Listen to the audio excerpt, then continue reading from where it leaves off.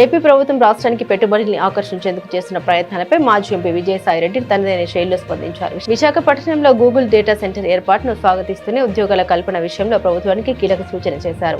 ప్రోత్సాహకాల భూముల కేటాయింపులకు బదులుగా రాష్ట్ర యువతకు శాశ్వత ఉపాధి లభించేలా స్పష్టమైన హామీ ఉండాలని ఆయన అభిప్రాయపడ్డారు.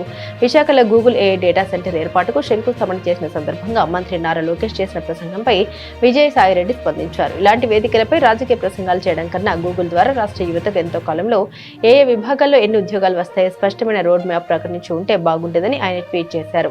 ప్రస్తుతం ఐటీ రంగంలో భారీ స్థాయిలో ఉద్యోగాల కోతలు ఉన్నాయని గుర్తు చేస్తూ ఇలాంటి తరుణంలో ఉపాధిపై ప్రభుత్వ భరోసా ఎంతో కీలకమని పేర్కొన్నారు.